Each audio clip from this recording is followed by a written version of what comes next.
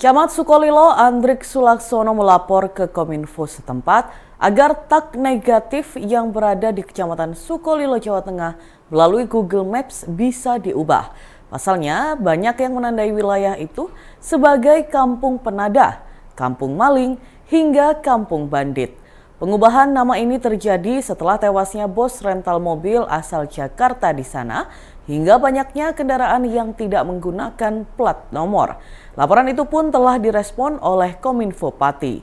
Namun Dinas Komunikasi dan Informatika atau Diskominfo Pati mengaku kewalahan mengatasi aksi pengubahan sejumlah nama penanda Google Maps di wilayahnya.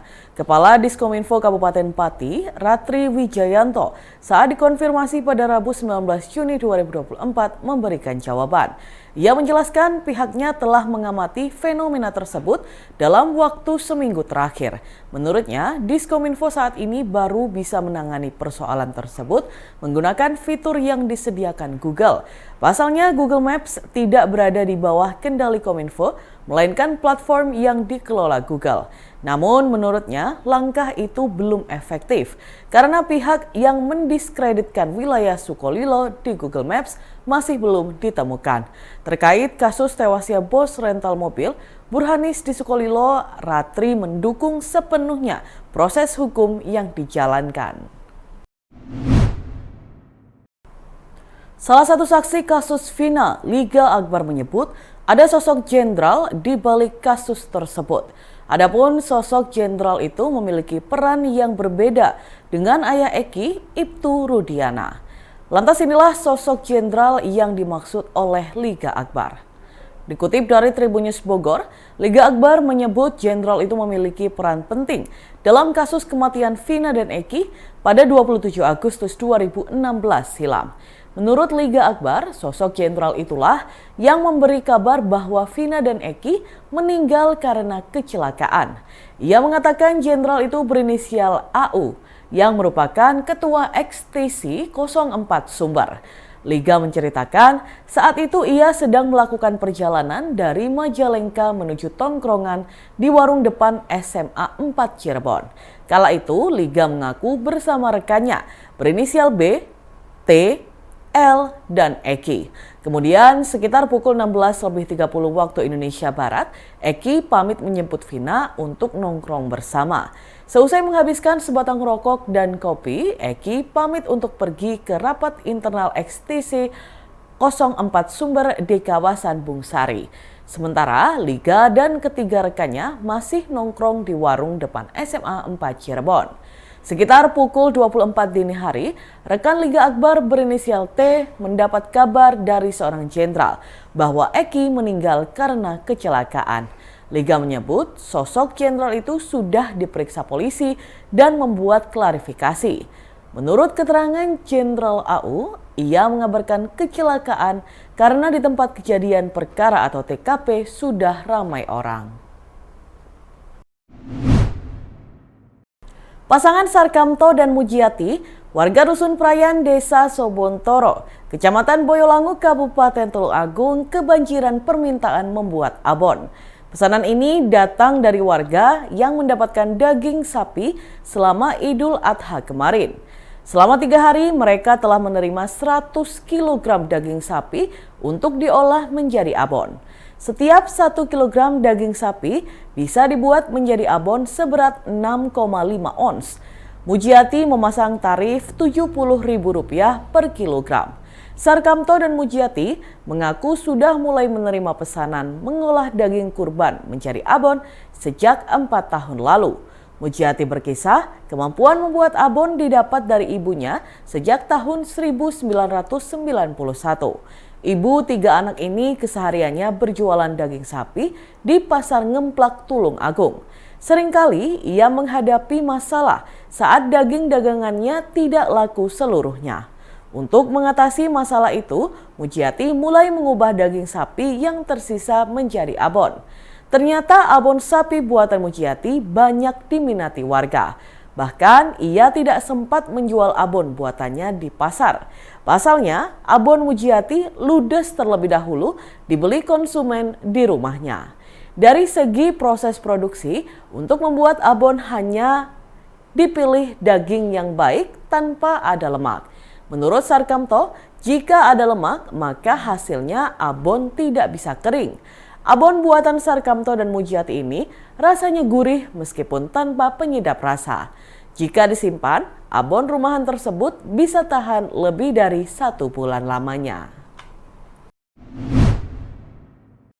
Sepasang muda-mudi digerebek warga saat berdoa di toilet Masjid Al-Ikhlas, Desa Karat, Kecamatan Kauman, Kabupaten Ponorogo, Jawa Timur, pada Selasa 18 Juni 2024 malam. Sejoli tersebut berinisial MAJ 25 tahun dan ADK 24 tahun. Keduanya diduga berbuat tidak senonoh di dalam toilet karena saat warga menggerebek, pintu toilet pria tempat keduanya berduaan terkunci dari dalam. Kasih Pelayanan Desa Karat, Yatim pun menjelaskan awal terbongkarnya kasus tersebut. Awalnya, kedua sejoli ini mendatangi masjid menggunakan sepeda motor masing-masing. Keduanya tiba pada pukul 21 malam waktu Indonesia Barat dan lama tidak keluar dari masjid. Warga yang curiga pun langsung berkumpul dan mendobrak paksa pintu toilet pria yang dipakai kedua sejoli untuk berduaan. Menurutnya, setelah digerebek, sejoli itu diam. Diduga ketakutan karena sudah ketahuan. Video keduanya ketika diinterogasi warga pun viral di media sosial. Yatim menjelaskan ia menerima telepon pada Selasa pukul 21.15 malam. Telepon itu datang dari warga sekitar Masjid Al-Ikhlas. Saat ia mendatangi masjid, kedua sejoli sudah duduk di serambi selatan masjid sambil dikerubungi warga. Yatim mengaku telah meminta KTP keduanya dan juga meminta nama orang tua mereka. Takut warga mengamuk pada kedua sejoli, Yatim pun menelepon Polsek Sumoroto untuk membawa mereka ke kantor polisi. Diketahui perangkat desa asal dua sejoli itu tinggal juga dihubungi untuk menindaklanjuti kasus ini. Dalam Tribuners berikut kita simak bersama wawancara dengan Kapolsek Sumoroto Kompol Haryo Kusbintoro dan Kasih Pelayanan Pemerintah Desa Karat, Yatim. Sekitar pukul 9, kedua anak ini kan masuk ke sini. Kurang jam 9 kurang lah. Kemudian jam 9:15 saya ditelepon oleh warga lingkungan jamaah sini. Setelah sampai sini, kedua anak yang nyun sewu disangkakan mesum itu sudah duduk di serambi sebelah selatan masjid kan gitu.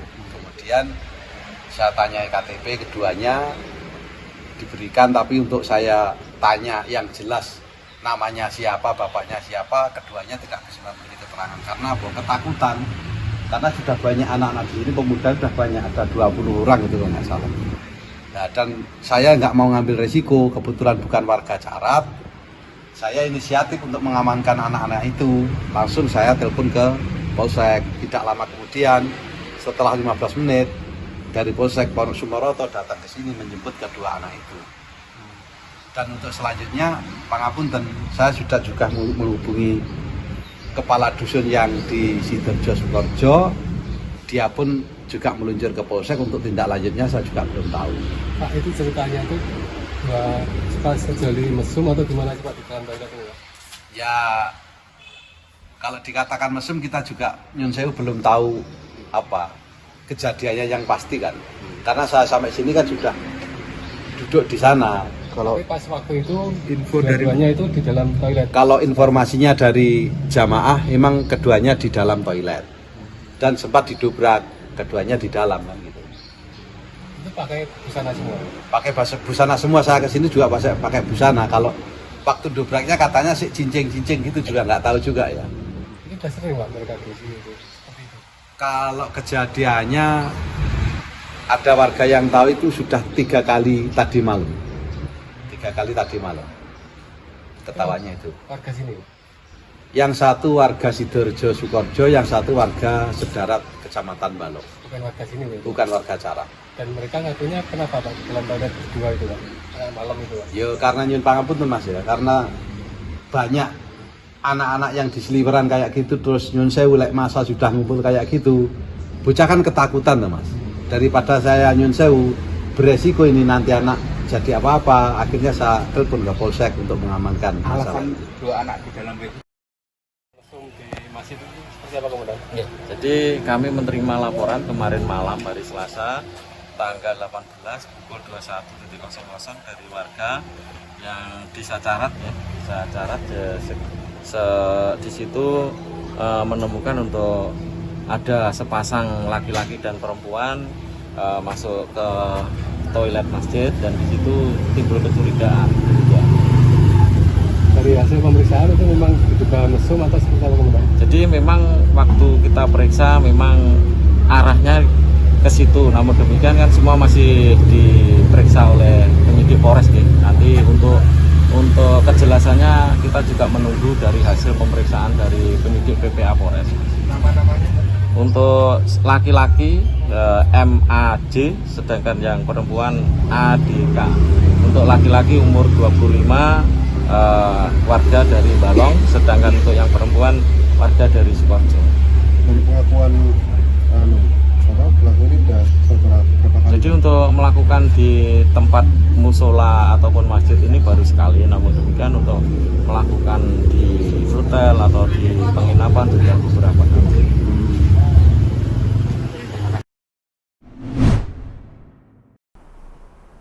Di tengah perang Israel dengan Hamas, Mesir dilaporkan sedang mempersiapkan pasukan di perbatasan jalur Gaza. Adapun pengerahan pasukan Mesir itu untuk mengambil bagian dalam pasukan Arab. Dikutip dari Ma'arif, hal itu dilaporkan oleh surat kabar Qatar Al-Arabi Al-Jadid. Disebutkan Kairo menyatakan kesediaannya mengambil bagian dalam pasukan Arab di jalur Gaza sehari setelah perang. Namun hal itu dilakukan dengan syarat utamanya adalah penarikan penuh Israel dari jalur Gaza. Keputusan itu berdasar pembicaraan yang berlangsung di Bahrain pada awal Juni 2024. Adapun pembicaraan itu terjadi di antara Amerika Serikat, Israel, dan negara-negara Arab, termasuk Mesir yang setuju berpartisipasi dalam kekuatan Arab di jalur Gaza. Seorang pejabat Mesir mengatakan Kairo telah menyatakan kesediaannya untuk berpartisipasi dalam pasukan Arab. Nantinya mereka akan memasuki wilayah tertentu di jalur Gaza untuk jangka waktu yang disepakati. Download Tribun X sekarang, menghadirkan lokal menjadi Indonesia.